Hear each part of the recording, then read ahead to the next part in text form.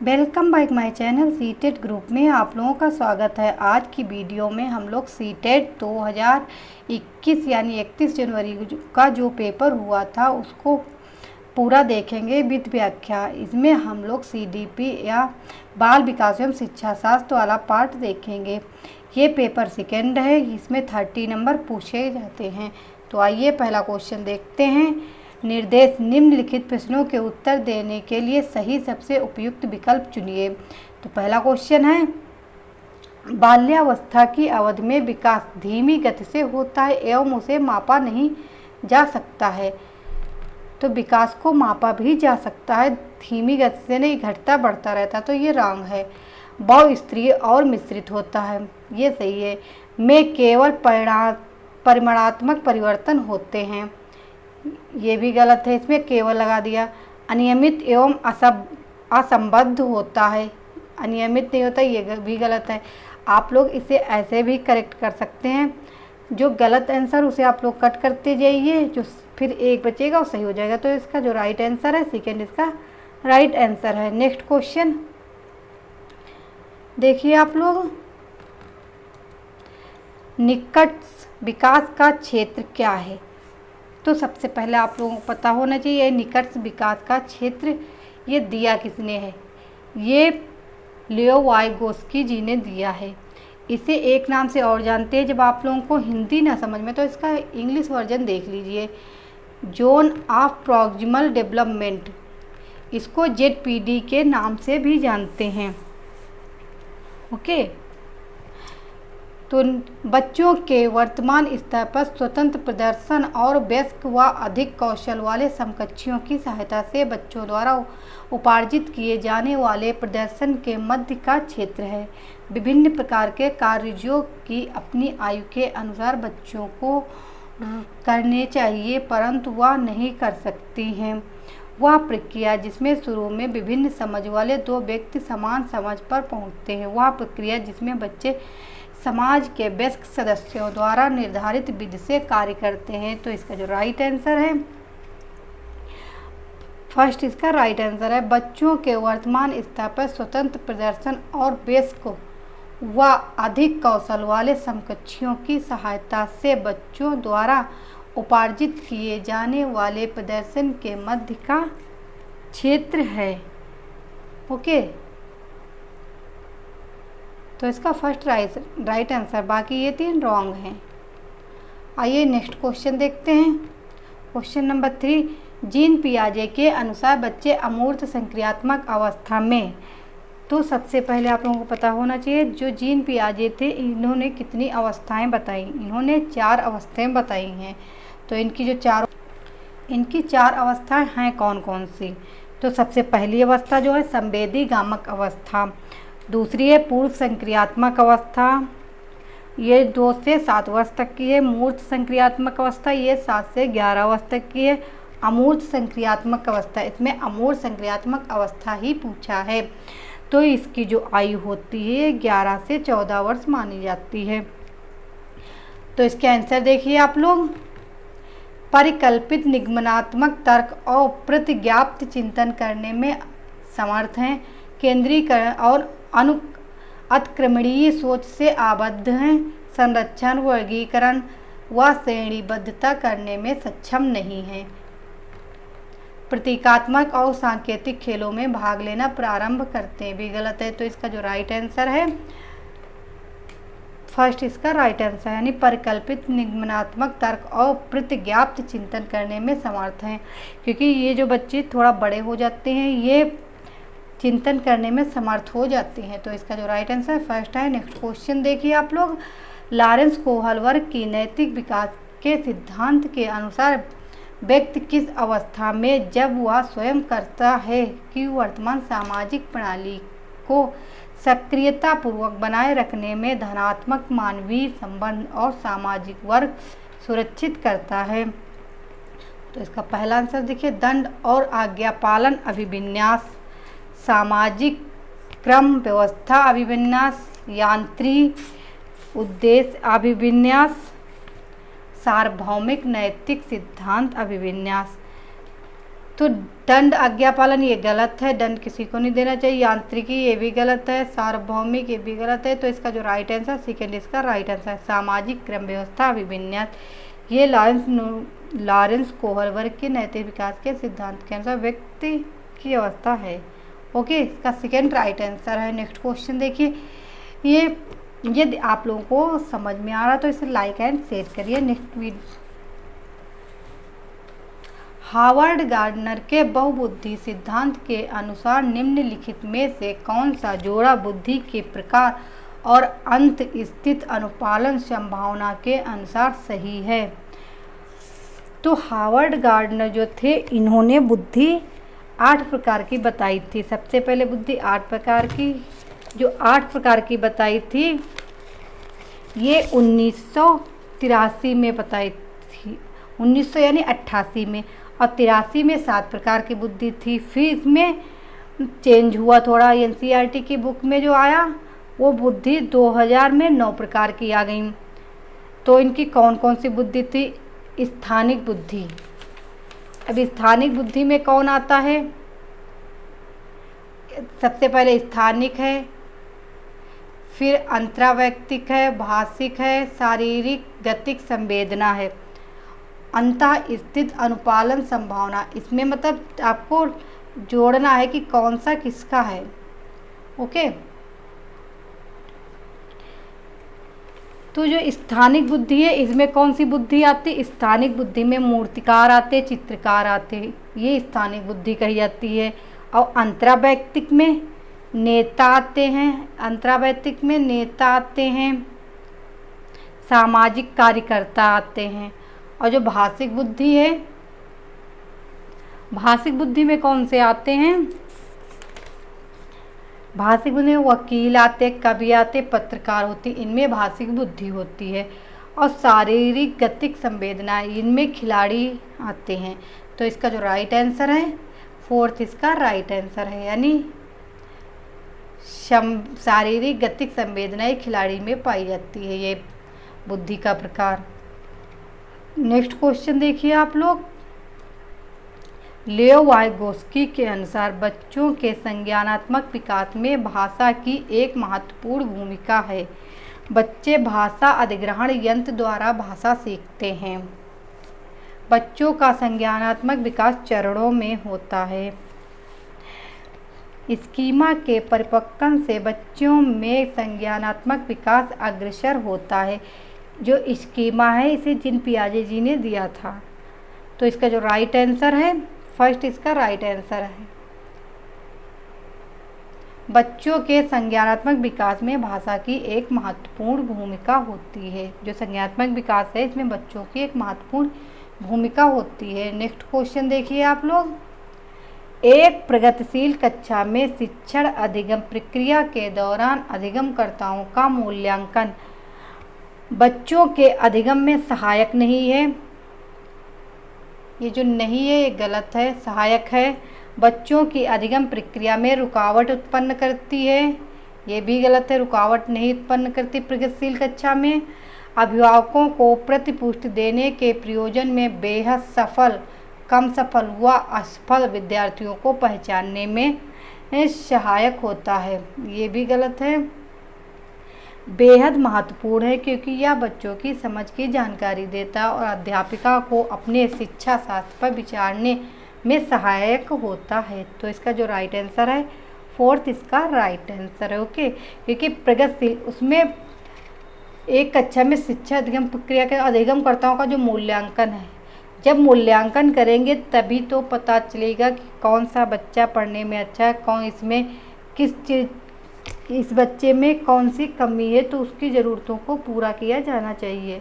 Okay, तो इसका right answer fourth है। नेक्स्ट क्वेश्चन देखिए आप लोग, कक्षा में सभी लिंगों में जेंडर रूढ़िवादिता कम करने, ये यहाँ पे मिस्टेक हो गई है थोड़ा, ये कम होना चाहिए, कम करने और विकास के विस्तार की संभावनाओं को बढ़ाने के लिए प्रभावशाली पद्धति कौन सी है। यानी जेंडर रूढ़िवादिता को कम करने के लिए कौन सी प्रभावशाली पद्धति है। लिंगों के जैविक अंतरों की उपेक्षा करना और उन्हें अस्वीकार करना, ये गलत है। अस्वीकार। समाज में चित्रित लिंग भूमिकाओं को प्रबल करना, ये भी गलत है। एक ही लिंग की योग्यता समूह बनाना, ये भी गलत। क्रियाकलाप के लिए मिश्रित लिंग समूह बनाना और विचार विमर्श को प्रोत्साहन देना, यानी जो क्रियाकलाप के लिए आप कई लोगों का जब समूह बनाओगे उसमें सभी तरह के लोग होंगे, विचार विमर्श होगा, तभी तो प्रोत्साहित होंगे लोग। तो इसका फोर्थ राइट आंसर है। ओके, नेक्स्ट क्वेश्चन देखिए आप लोग। अध्यापकों को कक्षा में बहुभाषीयता को डैश समझना चाहिए। एक गुण और साधन के रूप में, एक रुकावट के रूप में, एक समस्या के रूप में, एक व्यवस्थागत मुद्दा के रूप में। तो समावेशी शिक्षा बहुभाषी मतलब कई क्षेत्रों के बच्चे, कई भाषाओं के बच्चे एक साथ पढ़ते हैं, उनमें कौन से मतलब, तो रुकावट गलत है। समस्या भी कोई नहीं होती है। अब बचा है एक गुण और साधन, एक व्यवस्थागत मुद्दा। तो सबसे ज़्यादा जो है एक गुण और साधन, मतलब एक गुण के रूप में भी ले सकते हैं और साधन के रूप में भी प्रयोग कर सकते हैं।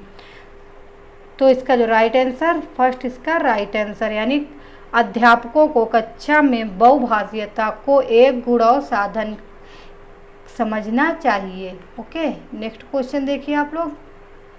बाल केंद्रित कक्षा हुआ है जिसमें,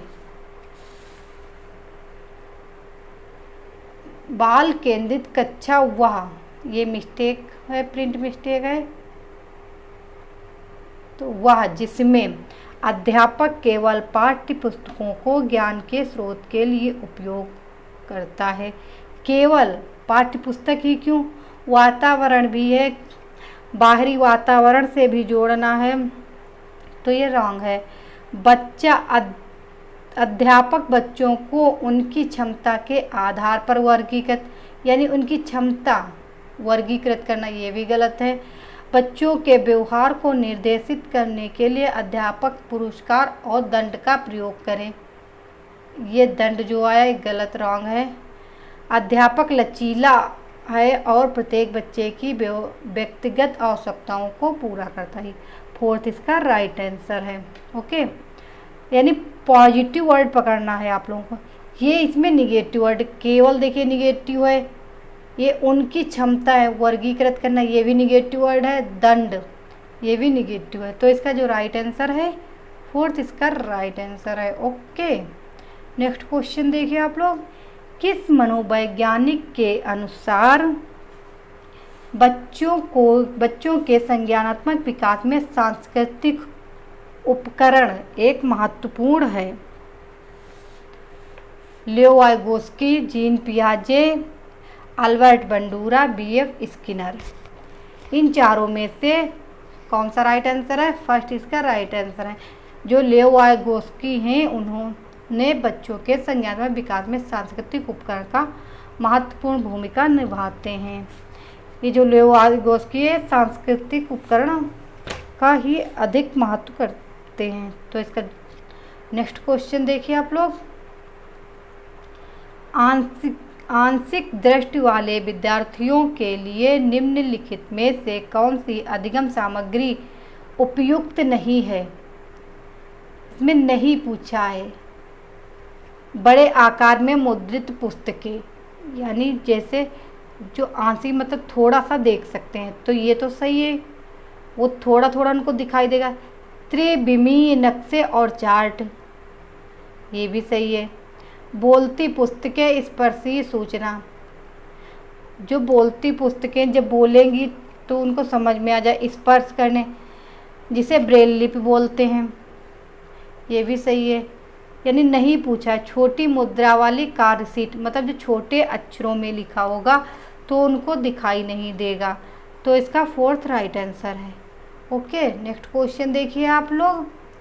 समावेशी शिक्षा के पीछे अंतर्निहित विचार है। बच्चों को उनकी योग्यता के आधार पर पृथक करना और व्यावसायिक शिक्षण का प्रबंध करना।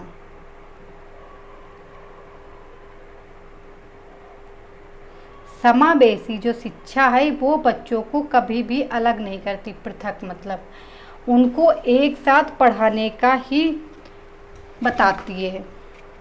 बच्चों की अक्षमताओं के आधार पर उनकी सीमाओं की पहचान के लिए उन्हें नामांकित करना, ये भी गलत है।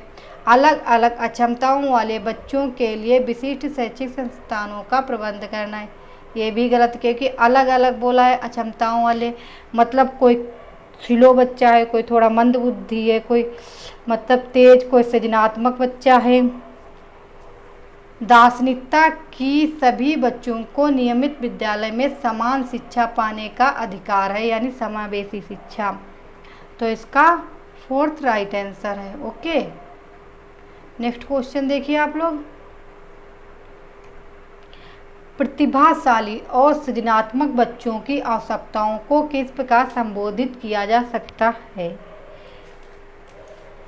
चुनौतीपूर्ण कार्य और निरस्ता दूर करने के लिए क्रियाकलाप देकर, यानी एक्टिविटीज उनको कराकर, एक्टिविटीज देकर उन्हें, ये सही है, इसे बाद में देखते हैं। वे प्रश्न देकर जिनमें अभिमुखी चिंतन की आवश्यकता है, गलत। प्रश्न हल करने के लिए विशिष्ट निर्देश उपलब्ध कराकर, रटने पर आधारित परीक्षा देकर, ये तो गलत है। जो सृजनात्मक बच्चे हैं तो उनको मतलब अधिक कार्य देना, चुनौतीपूर्ण देना कि ये आप करके दिखाइए, क्रियाकलाप देकर। निरस्ता दूर करने के लिए, जब आप ऊबने लगते हो, जो सृजनात्मक बच्चे हैं वो जल्दी अपना वर्क कंप्लीट कर लेते हैं। जैसे आप ही है, जब ट्यूशन जाते हो ना, तो उसमें जब आपको सवाल पहले से ही आते हैं और वहीं पे वही सवाल करवाए जाएं तो आप ऊबने लगते हो, निरस्ता आने लगती है उन्हें आपको, इसीलिए तो ये फर्स्ट इसका राइट आंसर है। नेक्स्ट क्वेश्चन देखिए आप लोग। पठन वैफल्य बच्चों की पहचान किस प्रकार की जा सकती है? अब आपको पठन वैफल्य नहीं पता होगा तो इसका आप इंग्लिश वर्ड देखिए, डिसलेक्सिया, ये सभी को पता होगा। उनके सामाजिक एवं सांस्कृतिक संदर्भ को जानकर, इससे कोई मतलब ही नहीं। पूर्ण शारीरिक स्वास्थ्य परीक्षण द्वारा, ये भी उनके पढ़ने और लिखने की कौशलता के विश्लेषण से। पठन वैफल्य, डिसलेक्सिया माने पढ़ना होता है, पढ़ने में असक्षम मतलब पढ़ने में कठिनाई होती है। उनके जटिल व उच्च स्तरीय समस्याओं को हल करने की क्षमता का आकलन करके। तो इसका जो राइट आंसर है, थर्ड इसका राइट आंसर है। जब आप लोगों को हिंदी वर्ड ना समझ में तो उसका इंग्लिश वर्जन जरूर देख लीजिए इंग्लिश में, तब आप लोगों को समझ में आ जाएगा। ओके, नेक्स्ट क्वेश्चन देखिए आप लोग। प्रतिकूल परिस्थितियों और वंचित पृष्ठभूमि वाले अधिगमकर्ताओं को संबोधित करने के लिए निम्नलिखित में से कौन सी पद्धति प्रभावशाली नहीं है? इसमें नहीं पूछा है, नहीं पर विशेष ध्यान देना है आप लोगों को। अधिगमकर्ताओं से बातचीत करके उनकी आवश्यकताओं और उनके सम्मुख आई चुनौतियों को समझना, ये तो सही है। मतलब जब उनके बातचीत करोगे आप लोग तो उनकी जो समस्याएं आती होती हैं, उनकी समस्याओं को समझना। अधिगमकर्ताओं को विद्यालय के बाहर ट्यूशन पढ़ने के लिए कहना, जिससे कि अध्यापक को उन पर अधिक ध्यान न देना पड़े। विद्यार्थियों को संतुलित चुनौतीपूर्ण लक्ष्यों के लिए अभिप्रेरित करना और उपयुक्त शिक्षक सहायता उपलब्ध कराना, ये भी सही है। कार्यकलापों के लिए सहयोगी समूह बनाना और विद्यार्थियों को एक दूसरे का समर्थन करने के लिए प्रोत्साहित करना, ये भी सही है। अब नहीं पूछा है, ये 3 तो सही हो गए, सेकेंड इसका सही आंसर है। अधिगमकर्ताओं को विद्यालय के बाहर ट्यूशन पढ़ने के लिए कहना, जिससे कि अध्यापक को उन पर अधिक ध्यान न देना पड़े, यानी जो वंचित पृष्ठभूमि वाले अधिगमकर्ताओं को संबोधित करने के लिए निम्नलिखित में कौन सी पद्धति प्रभावशाली नहीं है। तो जो टीचर होते वो कहते हैं आप जाइए बाहर ट्यूशन पढ़िए, मुझसे आपसे कोई मतलब नहीं है, उनको कहने का मतलब हमें उस पर ध्यान नहीं देना पड़ेगा। तो सेकेंड इसका राइट आंसर है। ओके, नेक्स्ट क्वेश्चन देखिए आप लोग। बच्चों के अधिगम में शारीरिक स्वास्थ्य और सांवेगिक अवस्था है का कोई प्रभाव नहीं पड़ता है, कि एक महत्वपूर्ण भूमिका है, का कोई आपसी संबंध नहीं है, कि भूमिका नगण्य है। ये गलत है, नगण्य का कोई आपसी संबंध नहीं है। शारीरिक स्वास्थ्य से संबंध है, क्योंकि जब शरीर स्वस्थ नहीं होगा तो अधिगम आप कर ही नहीं सकते। तो का कोई प्रभाव नहीं पड़ता, प्रभाव पड़ता है, ये भी गलत है। तो इसका सेकेंड राइट आंसर बच्चा सेकेंड, कि एक महत्वपूर्ण भूमिका है। सेकेंड इसका राइट आंसर है। ओके, नेक्स्ट क्वेश्चन देखिए आप लोग। कक्षा में अर्थपूर्ण अधिगम को प्रोत्साहित करने के लिए अध्यापक को विद्यार्थियों की सहायता करनी चाहिए कि वे अपने मनोभावों और अभिप्रायों को सुव्यवस्थित कर पाएं। सही है, यानी उनकी मदद करनी चाहिए। विद्यार्थियों को उनके प्रदर्शन के आधार पर वर्गीकृत यानी बांटना, अलग अलग करना और नामांकित करके उनके योग्य आधारित समूह बनाने चाहिए। ये गलत है। समावेशी शिक्षा ये नहीं कहती कि बच्चों को आप अलग करिए, वो कहती है सभी बच्चों को एक साथ पढ़ाइए, मतलब शिक्षा दीजिए। विद्यार्थियों में संवाद और परिचर्चा को प्रोत्साहित करना चाहिए जिससे वे बहुपरिप्रेक्ष्य करने में सशक्त हों। ये भी सही है। कक्षा में विविधता की उपेक्षा करके शिक्षक की मानक विधि को अपनाना चाहिए। ये गलत है। तो इसका जो राइट आंसर है पहला सही है, तीसरा सही है, यानी ए और सी सही है। फर्स्ट इसका राइट आंसर है। ओके, नेक्स्ट क्वेश्चन देखिए। अधिगम एक डैश और डैश प्रक्रिया है। जटिल सक्रिय, सरल रैखिक, सरल व्यक्तिगत, जटिल निष्क्रिय। अधिगम एक जटिल और सक्रिय प्रक्रिया है। तो पहले जटिल आएगा फिर सक्रिय आएगा। फर्स्ट इसका राइट आंसर है। ओके, नेक्स्ट क्वेश्चन देखिए। अपनी कक्षा में अर्थपूर्ण अधिगम को सुसाध्य बनाने के लिए अध्यापिका को अपनी कक्षा में सामाजिक, सांस्कृतिक, धार्मिक, भाषीय विविधता को चाहिए टालना चाहिए, उपेक्षित करना चाहिए, समझना चाहिए, अनदेखा करना चाहिए। तो आप टालना नहीं, यानी जो विविधता है उसे टालना नहीं चाहिए। सामाजिक, सांस्कृतिक, धार्मिक, भाषी विविधता को चाहिए, ये गलत है।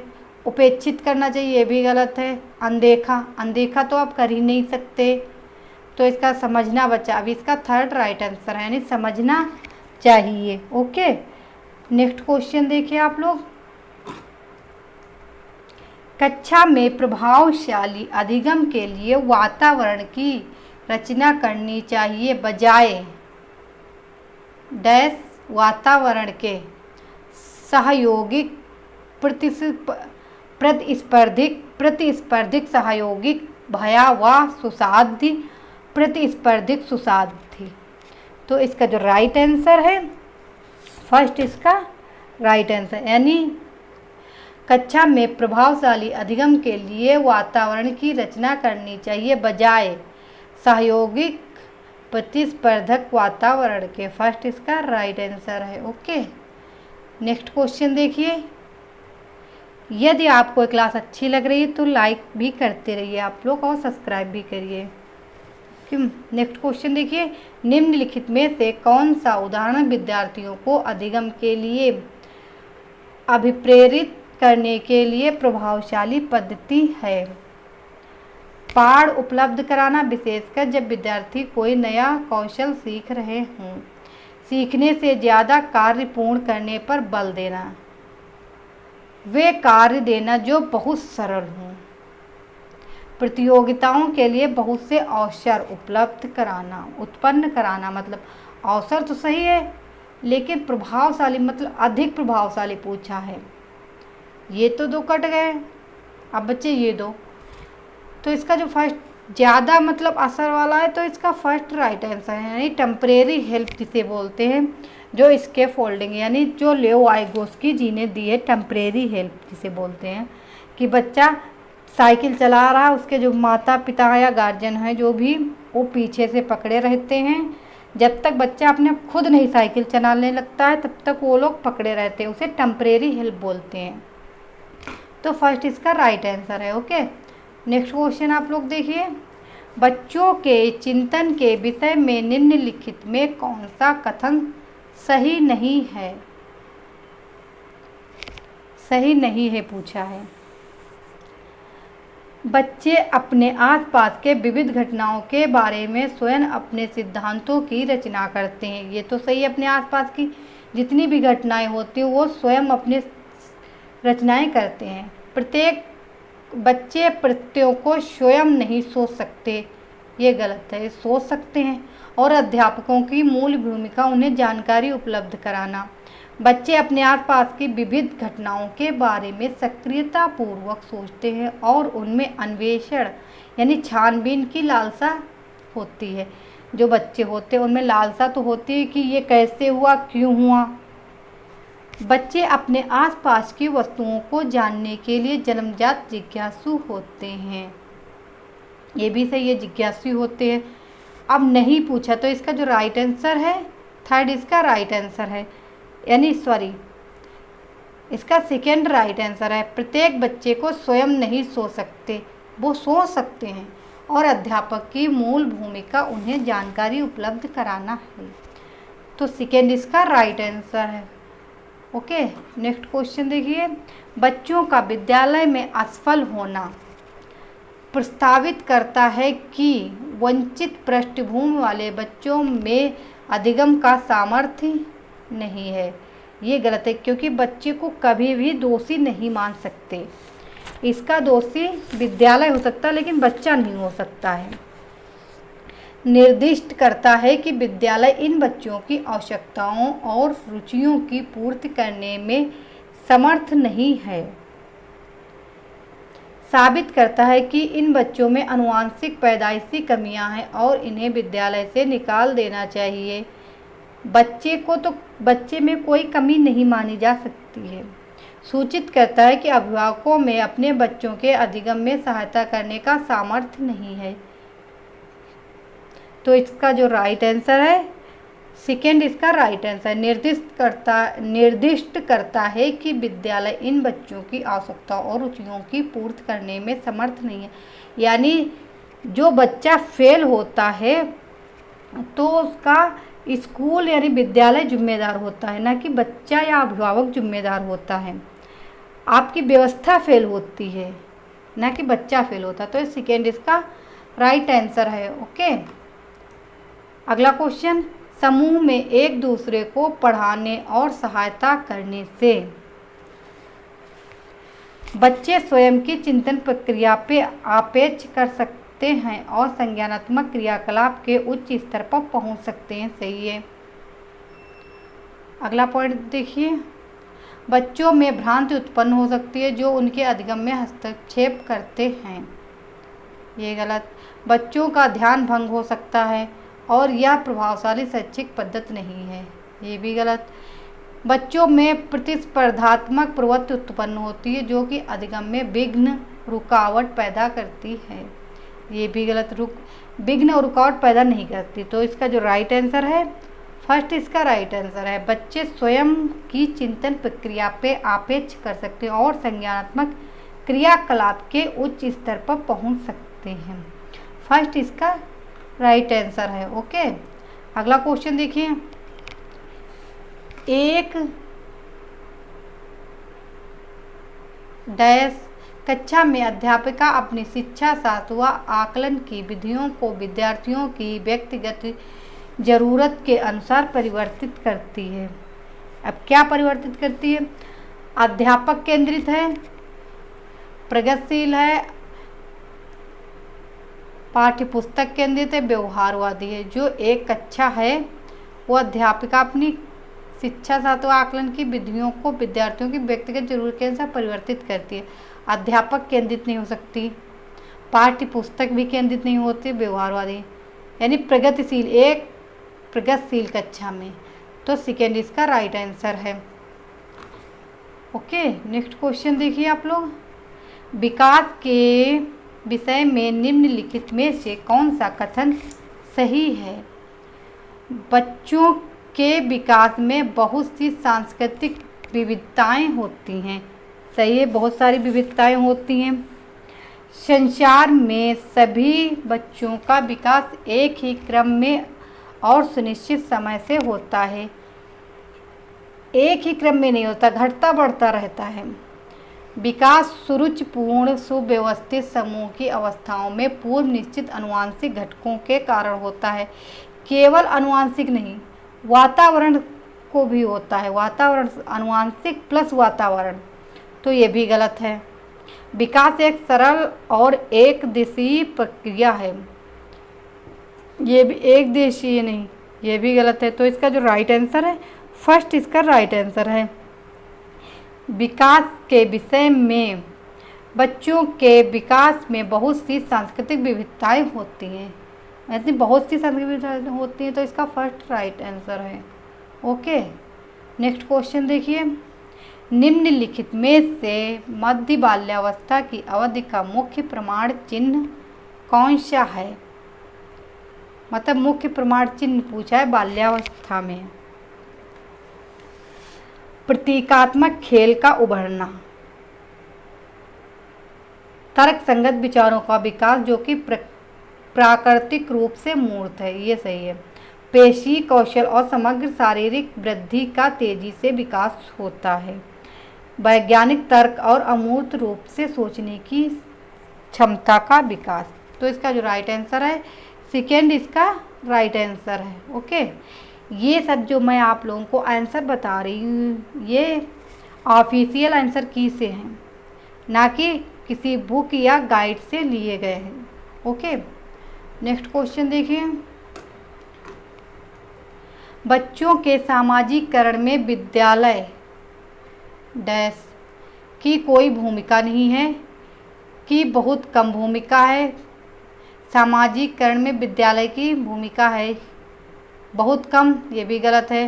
प्राथमिक कारक है, ये भी गलत है। द्वितीयक कारक है, तो इसका जो राइट आंसर है, विद्यालय सामाजिकरण में विद्यालय द्वितीयक कारक है। प्राथमिक कारक परिवार होता है, प्राथमिक कारक कौन है? परिवार है, और द्वितीयक विद्यालय या आस पड़ोस होता है। तो इसका जो राइट आंसर है, फोर्थ इसका राइट आंसर है। ओके, इस वीडियो का लास्ट क्वेश्चन यानी 30 नंबर। निम्नलिखित में से किस मनोवैज्ञानिक ने प्रस्तावित किया है कि बच्चों का चिंतन गुणात्मक रूप से वयस्कों की अपेक्षा अलग होता है? जीन पियाजे जी ने, लियो वाइगोस्की जी ने, हावर्ड गार्डनर ने, लॉरेंस कोहलबर्ग ने। इन चारों में से कौन सा राइट आंसर आप लोग बताइए? तो इसका जो राइट आंसर है, फोर्थ यानी फर्स्ट इसका राइट आंसर, जीन पियाजे जी। और जीन पियाजे, लियो वाइगोस्की, ये बहुत पूछे जाते हैं, इनसे 1-2 नंबर के क्वेश्चन आप लोगों को ज़रूर देखने को मिलते हैं, तो ये वेरी इंपॉर्टेंट हैं, इनको आप लोग बहुत रट डालिए यानी याद कर लीजिए। इनकी जो जीन पियाजे की 4 अवस्थाएं हैं, इनकी आयु है, ये इम्पॉर्टेंट है। ओके, तो आप लोगों को ये वीडियो यानी ये क्लास कैसी लगी, लाइक एंड शेयर करिए। नेक्स्ट वीडियो में नेक्स्ट टॉपिक के संग फिर मिलती हूँ। Thank you. ये आपके पूरे 30 नंबर हो।